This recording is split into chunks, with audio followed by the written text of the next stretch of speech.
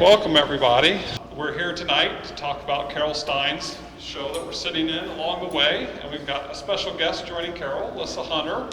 So before I turn it over to Lissa and Carol, let me say a little bit about each of them. Hopefully you know Lissa very well from coming to the gallery. You can cheer. She's pretty much in an annual show here, whether a solo show or one that she curates, and be on the lookout because there will be another Lissa Hunter production come next fall. Her work is in the permanent collections of the Smithsonian in DC, the Museum of Fine Arts in Boston, the Museum of Art and Design in New York, and the Houston Museum of Art, among others. She's also a Maine Arts Commission Individual Artist Fellow and the Maine Crafts Association Master Craft Artist, as well as a life trustee of Haystack Mountain School of Crafts. Now, a bit about Carol. You may not be familiar with her work, at least seeing it here, because this is our first show of Carol's work. So hopefully you got a chance beforehand to walk around and check out the show. If not, you can do so after the talk, of course.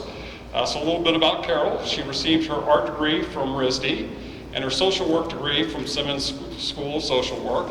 And in addition to being a visual artist, Carol is a psychotherapist. So be careful with your questions. Her artwork has been exhibited nationally and regionally in both galleries and museums, including the Museum of Art and Design in New York. And she's participated in residencies, including one at Haystack, and she's also taught at Haystack. And with that, I'm going to turn it over to Carol and Lissa. Thank you.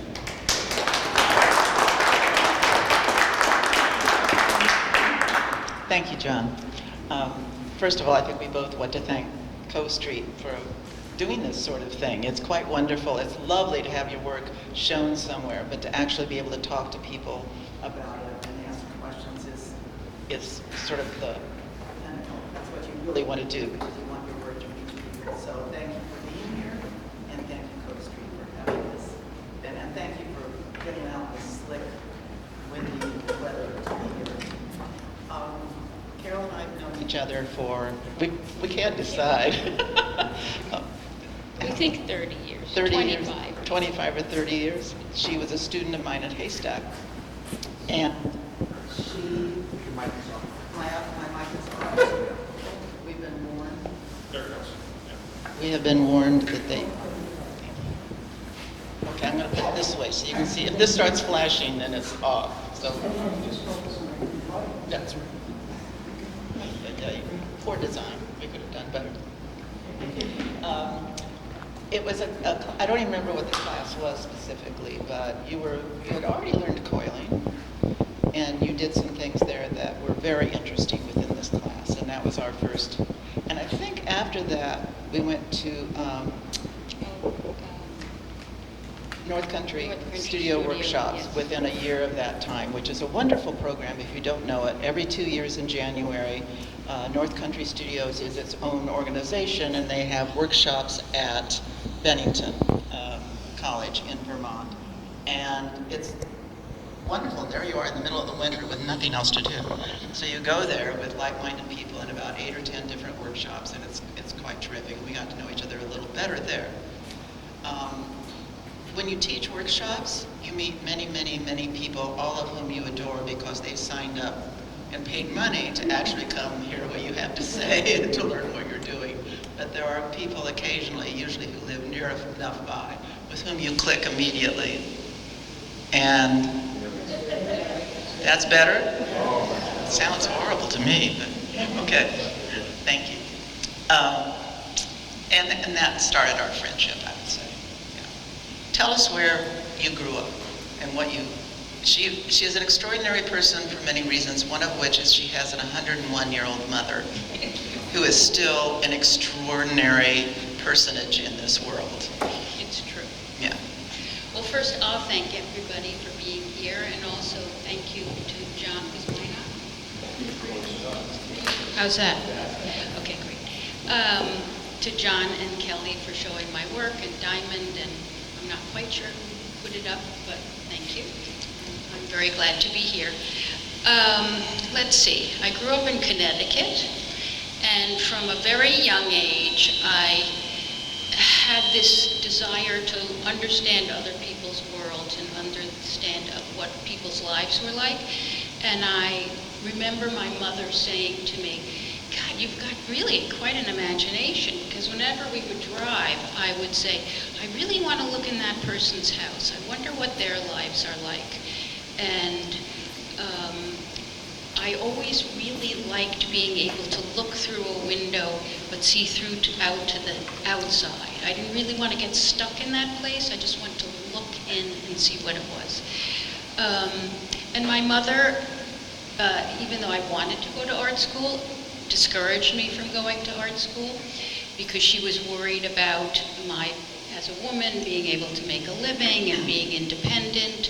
And so I didn't go to art school. So I went to college and I majored in art and anthropology. And after that, I got my master's in social work because I really did have an affinity to trying to understand people. And I worked for a while as a psychotherapist, and I thought, you know what, I really want to go to art school. So I took a class at Haystack in 1982 with Ed Lambert, who was a painter on fabric, on silk. And I took the work that I did there to the head of the textile department at RISD and asked her what she thought. And she said, apply, which I did, and I got accepted. And I only had to do the studio work. I only had to take one academic art history class. So that was fortunate that I could apply all my other academics and get my degree. What did your mother say when you did that? You know, she wasn't opposed to it.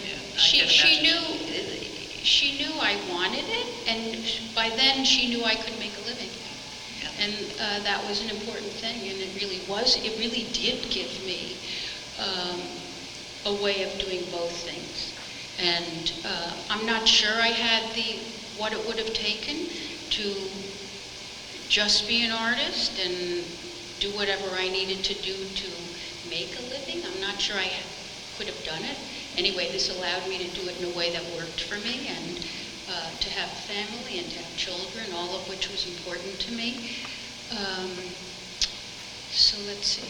So I went to RISD, I got married, I had a couple of children, I majored in weaving, and... How did you decide? Weaving, fibers? I loved fibers. I loved knitting. Well, this is sort of a good story. Still loves knitting. My maternal grandmother was really important in my life. She was like a force of nature, as is my mother. And she lived till she was 103.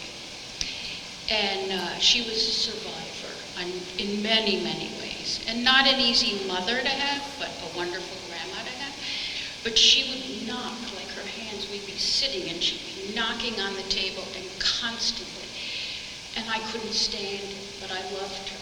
And I thought, oh boy, I never want to be like that. And so I learned to knit as a young girl, which was hugely helpful to me, because I think I probably would have had some of that same neurotic energy. And knitting was hugely helpful to me. And so I loved yarn, I loved fiber, and I had the choice of concentrating on surface design or weaving, and I preferred the weaving. Then I got out of school and had two young children close together, 2 years apart, and my attic at that time was my studio, and I would try to thread my loom with my babies running around, and I thought, this is really going to go nowhere fast. And that's when I went to Haystack to take classes in off-loom textile techniques. How many classes do you think you took at Haystack? Two I or must have eight? taken probably five, Yeah. probably around five, but very stretched out. Maybe 5 years, 8 years. I think to give a plug, I don't know if you're familiar with Haystack Mountain School of Crafts, and Deer Isle, Maine, but it has 2 weeks classes during the summertime with people from all over the world who teach these classes. And I think it's really important for people who are in just this kind of position where you're trying to figure things out, you're out in the world, you're not college age, you're not a graduate student, but you still have this force that you want to do something. So that to get there for just 2 weeks can change your life because you have that experience. And Carol was clever enough to realize she could go back several times, and that kind of became a driving force for what you did. Yeah, and it was wonderful to be with people who, you can relate to, and everybody's really working hard, and the studios are open 24 hours a day. It was really a wonderful experience. How did you get, okay, so you're married, have the kids, you're doing the things, you're weaving something. How did basketry come into that? Well, partly because I couldn't leave, and I just couldn't sit at my loom. I ended up giving it to a dear friend of mine who I met at RISD, who was also an older student like I was when I went. Older being 28. Seems but at the time it was older. And so the beauty of making baskets is I could carry my material with me. So I could be with my children and family and watch TV, and I could coil, and it allowed me to always be working, which was great because it's such a slow process, but also I felt like I was really attending to my need to make art, and that was a great thing. That was about the same time, I think, that a lot of us were starting out, and the basketry movement, the notion that there were contemporary baskets as opposed to native baskets or some of the traditional baskets that have always been important, but it didn't have that sense of today. But that was happening at the same time, and I think you and I both sort of benefited from that. Definitely. She was on the cover of American Craft magazine, and those kinds of things that, for a basket maker, that's pretty cool. Yeah, I was really lucky. Yeah. I mean, I worked for about 5 years and didn't show anybody what I was working on. And then I decided I would go back to RISD and talk to the head of the weaving department, who was important to me. And this was a big deal, and it was a big drive when you have children and you're working. And I put all my work in my car, and I drove down, and I set everything up in the critique room. And within 2 minutes after she came in, she said, "Oh my God, I forgot I have a hair appointment." It was pretty awful. And I packed, and I'm not even sure after that if we continued or if I just said, this wouldn't have been my style, I'll just go to your appointment. I would have said that at that time. But it was a very useful lesson for me because I came back and I put all my work back in my studio, and I said, really, it doesn't matter. Really, it matters. I just have to have my own voice. I have to keep driving to have my own voice and put it into the work I do. So as painful as that was, it was very useful for me. And then I applied to the Smithsonian Craft Show. And I hadn't been in any galleries. I hadn't done anything. I'm not a swell promoter. And I got into the Smithsonian Crafts Fair, and I went, and my mother and my sister came with me and helped me set up and did all that stuff. And luckily for me, there was a woman who was starting a new gallery in Arizona, and she really liked my work, and she sold a big piece there to a collector, and she did so much to promote my work for me. And she's no longer alive. Galleries, it doesn't exist anymore, but that was a huge help for me too. That's a story that in some iteration is kind of familiar to all of us who make work that we're not out there to be the biggest in the out, don't do that. It's something you do that you think, I should do this, you do it, somebody sees it, they do something, they see somebody, then, and it's, I think one of the lovely things about being in craft, I don't know about the larger painting or more art field, but in the craft field, and now the craft art field, there is a lot of that. I think everybody has a story like that. I certainly do, and it's quite wonderful. You can't plan it. You just have to be doing good work and be ready and show up, and then, something's going to happen. So that's great. I think it's interesting. I know when I hear people talk, artists talk, I'd like to hear something about them as people, but then also about the artwork. So, about the artwork. One of my notions of making art of any kind is that you're working with materials and techniques and ideas. The materials quite often come first. You say, oh, I like fibers. So you're going to learn how to weave. And then you say, oh, if I weave, I can knit, and then maybe I'll learn how to crochet, and things like that. And then at some point, you've knitted enough sweaters or whatever it is, and you say, what do I want to say with these things? And that's sort of a process that I think a lot of us would say is part of our process. We know why you liked fibers. We know you started with that. But then you started working in metals as well, both with the fiber, but mostly as its own thing. That was sort of a way to make money, making art, and rather than taking on more clients, actually. Therapy clients. And because I went to the RISD alumni fair, and I would make jewelry. I started making jewelry, and then once a year would go there and do fairly well. I mean, I sold a lot of work, so that's sort of how that started. So, just to show you. And I'll just say, the reason I started making that jewelry was I really coveted this necklace in a very expensive gallery, and I really wanted it, and there was no way I could buy it. And I must have dreamt about it because I woke up and I said, oh my God, I can do a knockoff.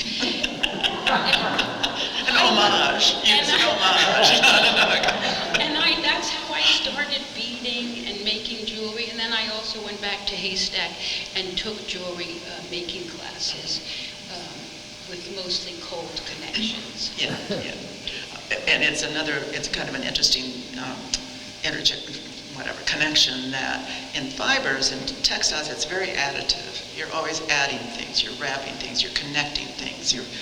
That's the nature of the process, as opposed to clay, where you have a material that you're working in another way. It's not additive in the same way.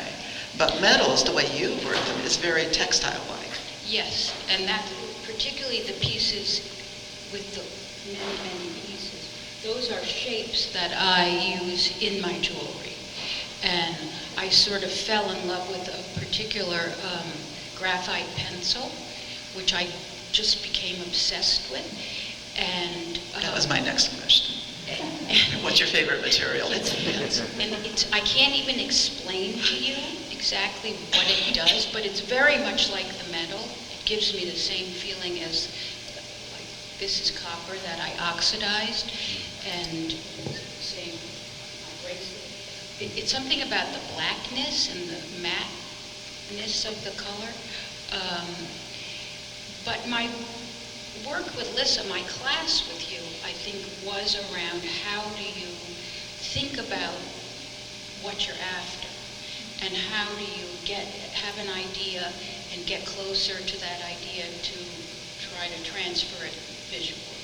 And that didn't come easily to me. I think you are really good at that, and I'm a little bit more impulsive and intuitive, but I've gotten much better, and I think my work hopefully looks a little deeper, since I get an idea, I experiment with my materials, and I feel like I have an easier access to what the feeling is that I'm after when I'm doing the work.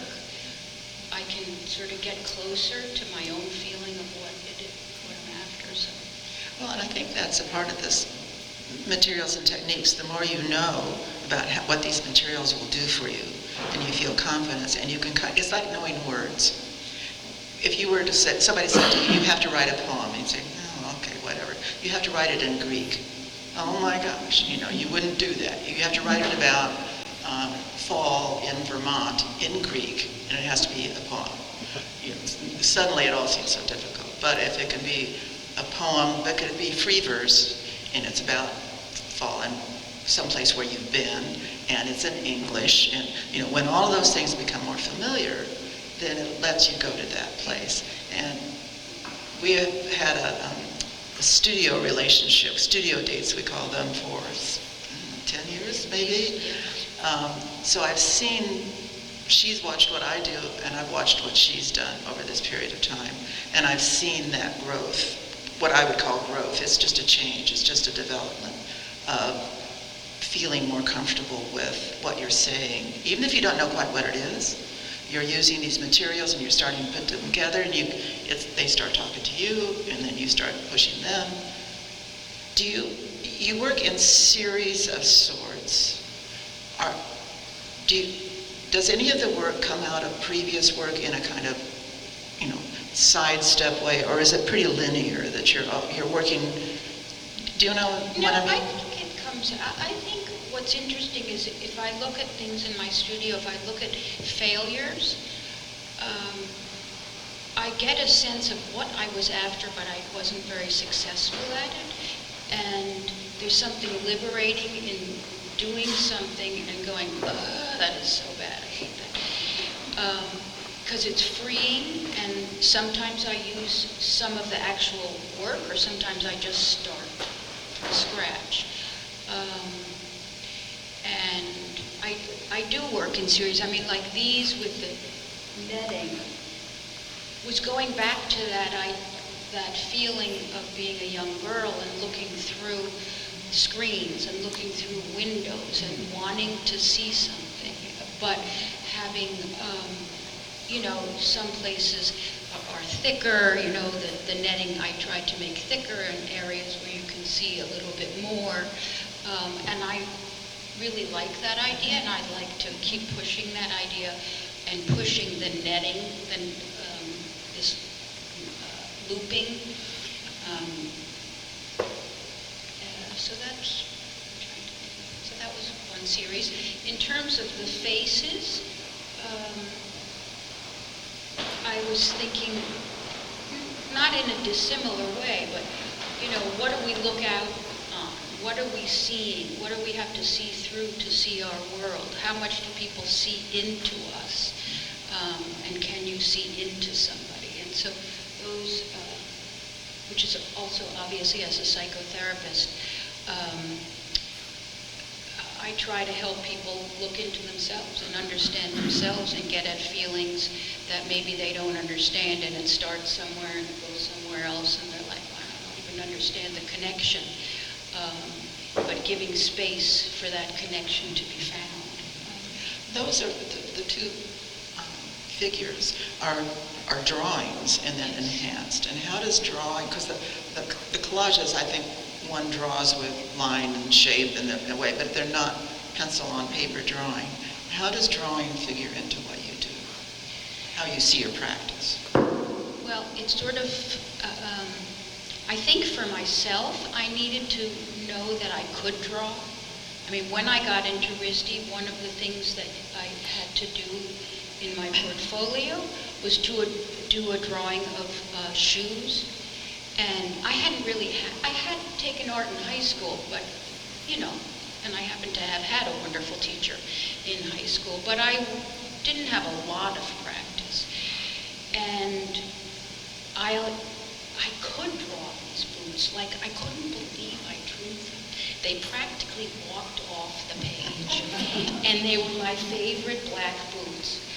And when I'm not sure, I go back to drawing, and I reassure myself that I can actually draw, and it's very helpful to me. And it's also, it's a calming thing, because you can't really, or at least for me, I'm not thinking about anything else. So my mind is quiet, and I'm just looking at what I'm drawing.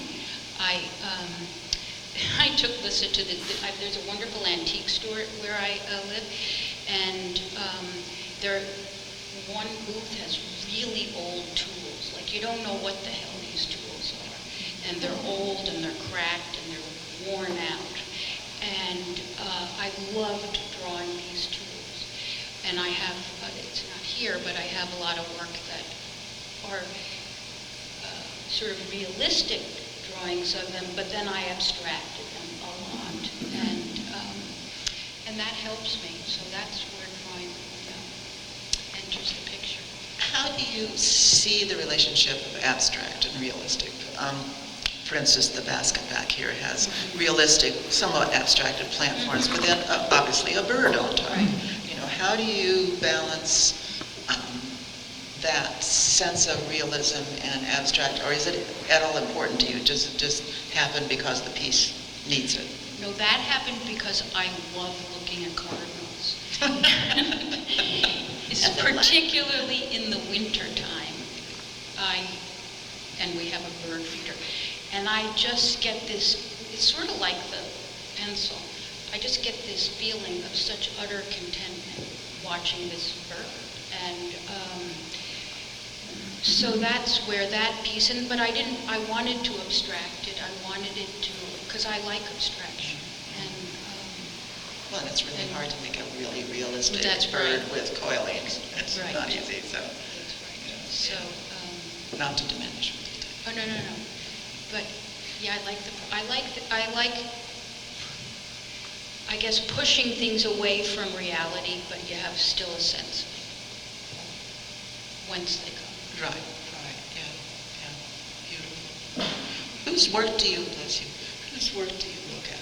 What other artists' work do you look at? Lately, this was probably the best show I've ever been to for me. It's a woman, Simone Lee. She is a ceramicist, and she started making small pieces, but she makes the most monumental structures. And she had a show at the ICA in Boston, and her work to me is like, you can't get better than that. It's and Simone Lee. Simone Lee, Leigh. It's figurative. You should really Google her. It's just breathtaking to me. And it's so clearly her voice, like I've never seen anything like it. It's not derivative. It's, she's pushed her ideas. There's another ceramicist, Robert Brady, and his work is also, he moved away from just pure ceramics and does woodworking and carving and drawing, and it's so unique. Like, I've never seen work like it before. Who else? I like Diebenkorn. I like to look at his paintings a lot. And I think you were the one who introduced me to Leonard Baskin, particularly his drawings of raptors, which are also so weird. And he combines these raptors with, I think, his own body sense, and it's unnerving, but it's really beautiful. So I would say those. Well, it's interesting because everybody named has a very singular voice, and that's, I think, what we're all after, and it's wonderful to see that exemplified outside of yourself in a way that you think, okay, that's it, and to be able to possibly sort of get into that. You mentioned a couple, but have there been turning points along the way, shall we say, along the way, that happened either by choice or by accident or whatever that were very important to you? Well, I think 9/11 changed my work, and I started doing images of people on my baskets. Like the one behind is not all coiled; it's paper. And so I changed, and I started doing a lot of faces. And I did a really big piece, the one that's in the Museum of Art and Design, right after 9/11, where I drew a lot of faces, I split them in half, I put them and sort of this hope of, we're all the same, you can't tell, just. So that really changed my work, and I did that for a long time. Those were very strong pieces. Thank you. And then I got a little tired of this being bound to the structure of a basket, and I started doing more two-dimensional pieces and incorporating some textile techniques in that. And I guess the other thing was COVID. And I retired from being a psychotherapist, so I had more time. And I sort of freaked. I went into my studio and said, oh my gosh, now I have no excuses. I don't have any time, my children are grown, and I just can do this. And talk about your studio a bit. It is. I have a ridiculously beautiful studio at the moment. It's a dream studio. And we've been in this house for about 12 years. And prior to that, my kitchen was my studio, my attic was my studio, my basement was my studio. This is a real studio. It was built as a studio. It was built as a studio of someone else who went to RISD, actually. And it's a beautiful space. Actually, that's kind of pressure. I mean, I did you feel felt pressure. that responsibility for it. I really did, yes. My husband was here, knew it. I'm like, oh my God. We have this house and I have this studio. Well, he has a wood shop that's pretty swell too. So. And I have all this time. And I had saved a lot of failed pieces. And I had boxes of, paper, drawing, painting, And so that's when I started doing collage work. And a lot of these collages have a lot of drawing underneath. But I said, stop being precious. Get over it. Don't worry about it. It's a piece of paper. And that allowed me to explore a little bit more, the piece over there. That looks nothing like what it looks like. And, sometimes I think, oh God, maybe I should have taken a picture, maybe I should have stopped sooner. And other times I say it doesn't, really, that's not what the process is about. And I continue to say it's just a piece of paper. Yeah. And that's very helpful. It's kind of essential, I think, yeah. We've often talked about the notion of being an artist as a process and not a product maker. Mm-hmm. That you're not making these things, you're involved in a process of seeing the world and taking in information and taking materials and techniques and making these things, but they're just a product of this process. So they go here, there, whatever, and your process continues. So to be able to look back at things that you've done and not be precious about them. Oh, I remember making that, it was so pretty. Say, no, it's a piece of paper. It's a very brave thing and a very smart thing. And I think to be able to then you have that material to work with, which already has a sense of you in it, and then to go on and work with it. It's working for me, so that's very lucky. Yeah, it's a good thing you didn't clean house. Get rid of all that stuff. What would you say to a younger artist today? We were talking about this before. If you had to say something pithy to someone who says, I'm 22 years old and I want to be an artist, or what would you say to your younger self? Maybe, I don't know. Does anything come to mind, or is it as blank as mine is on that? Other than just do it, the old Nike philosophy of just do it. I guess I would say listen to yourself. Just listen to the voices that you have and the inclinations that you have and what keeps coming back to you. Because really, had I listened to my mother, and I did listen to my mother in many ways, that happened not to be one of the ways, I wouldn't be here. So I think you have to really allow yourself to be true to your own inclinations, whatever they are. And you're to be congratulated in having done this over time. If I were to go back and get in contact with people in art school, either in undergraduate or graduate school, women particularly, I would say that about 5% of them are still making art. Because, and that was, in the 60s, so times were different for women, but still, there is this sense in which you can't do it if you have a family, if you do these other things, and you've done it, and I think that's to be commended. So. Thank you. It did haunt me forever. I delegitimized myself as an artist because it wasn't the only thing I was doing. Yeah. And finally, I no longer do that. And I guess I would say that to a young female artist.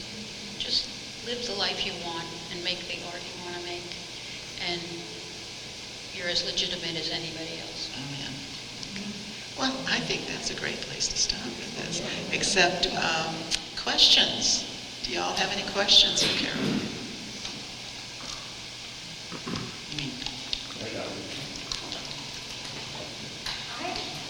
It's not so much a question as I would like to hear a little bit more about, you were talking about process, and earlier on you started talking about sort of gazing in, that voyeurism. And these pieces with the netting to me are so interesting because, as you say, you are looking through the netting at an image, but it had to be processed because you've got a painting and then you've covered it. And I understand some of that netting you knitted. And then the way it's framed, it's almost like... So that is actually, my husband made a frame for me because in order to do this, you have to have a stiff frame. So underneath this is another really thin piece of wood, plywood, and I made holes. You make holes all the way along, and you have to start, and you make the looping. So you have to go row by row by row by row. And that's how that's made. Did you have the underpiece, the collage behind, already done when you started the looping, or did you just sort of do this and do that and put them together and then see what happened? This one, I started out with the piece underneath it. For these two, I knew that I was going to make a series, and I did the...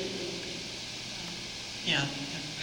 And I must say, because I've seen these in the studio, and most studios have light that's usable for what you're doing, but not necessarily for what you're seeing on the walls.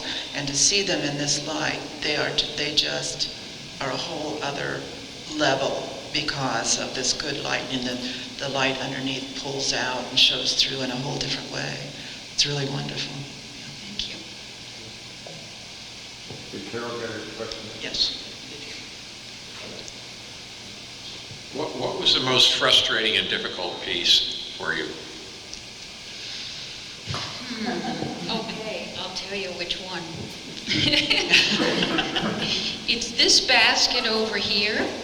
That actually had a different bottom and different material that I was coiling with, and I liked it, but over time it didn't hold its own and it was sinking. And actually Lissa was there at the time, and I said, oh God, this is driving me bananas. So I cut it off. I cut the basket off. And then I had to recoil this. But it's not that easy to come and make this a tight union here. And it was really a pain in the neck. I really wasn't enjoying it. I don't really like this when people ask it, but how many hours did it take to do?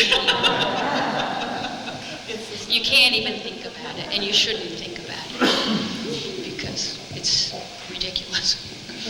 Another question? So I was interested that you went to baskets just out of logistics. You could carry this stuff around. Do you do baskets now? And now that you have this beautiful studio, and when's the last basket that you made? The fact is, I haven't made it. Oh no, I take that back. I did recently, for a different show, a very small basket. I haven't made baskets in a long time. I guess because when I'm working in the two-dimensional and the looping, I'm getting enough satisfaction in terms of being creative, and it's faster. And so no, I haven't. Oh. Just as a side note, I think your baskets, when I see them, I think that somebody opened up King Tut's tomb and they found it next to the sarcophagus. They're just beautiful. They're just Thank you beautiful. very much. He's my pal. Not because he asked that, because I know him for a long time. Yeah, he's right too. So it's one of the nice things about basketry forms is it's one of the curses and blessings of a basketry form. It comes as, everybody grew up with a basket here or there, or their grandmother carried a basket with her sewing in it or whatever. So there's a familiarity which brings you in, but then it also can sort of diminish what you've done because it's only a basket. So one of the things that the contemporary basket movement has done, I think, is to sort of place them in a position of being just as important as an urn or whatever. So yes, they do look like king tuts. Any other questions? We've covered the... It's for the taping. On the subject of baskets, the other basket had some knitting elements. Could you explain that and how you achieved that? So that is, I guess knitting is a little more, I knit all the time. I mean, I'm always knitting.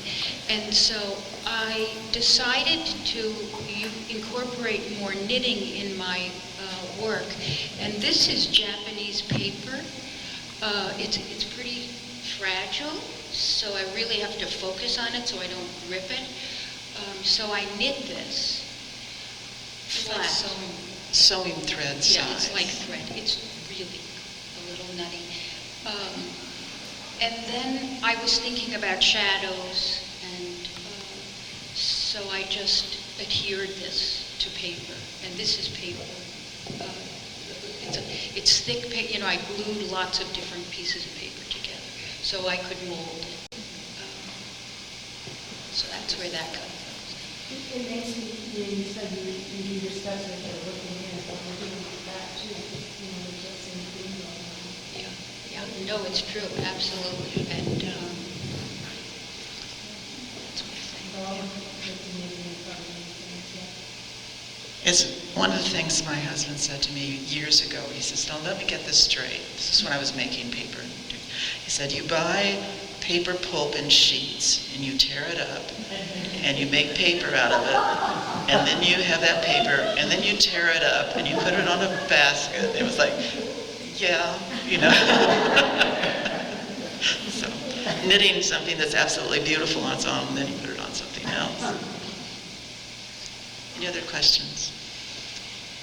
Well, you've been lovely because you've all stayed with us, and I think Carol has...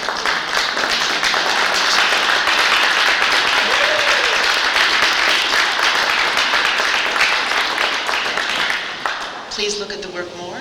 Any questions you have, Carol will be available and we can chat. Safe travels home.